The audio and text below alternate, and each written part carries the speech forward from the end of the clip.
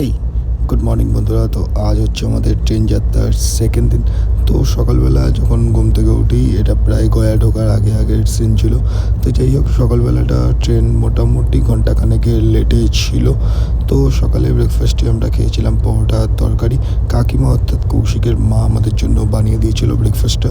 আর তার সাথে সাথে ছিল রসুনের আচার, যেটা কৌস্তব বানিয়েছিল এবং খুব সুন্দর খেতে হয়েছিল।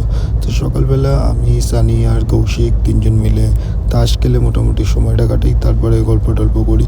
তো ট্রেন মোটামুটি 1 ঘন্টা 1.5 ঘন্টার মধ্যেই লেটে ছিল। তো এই করতে করতে পুরো সকালটা কেটে যায়, তারপরে বিকেলটা কেটে যায় এবং দুপুরবেলা আমরা অনলাইনে জোম্যাটো থেকে খাবার অর্ডার দিয়েছিলাম, সেই খাবারটাও ভালো খেতে ছিল। তো দুপুরে খেয়ে দিয়ে আবার একটু রেস্ট নিয়ে নিই। দেন যখন রাত্রিবেলা দিল্লিতে ট্রেন ঢুকতে শুরু করে, তখন মোটামুটি ট্রেনের লেট আরও বাড়তে থাকে। প্রায় দিল্লি ঢুকতে ঢুকতে 2 থেকে 2.5 ঘন্টা লেটে ছিল এবং তারপরও রাত্রিবেলা যখন এই মুহূর্তে আমি ভিডিওটা এডিট করছি, তখনই মোটামুটি ধরো ট্রেন আরও লেট বেড়েছে, 2 ঘন্টা 42 মিনিটের লেটে ছিল। তো এটা দিল্লির ফটো, দিল্লি স্টেশন। তো ভিডিও দেখতে থাকো, ভালো লাগলে লাইক করো। Bye bye.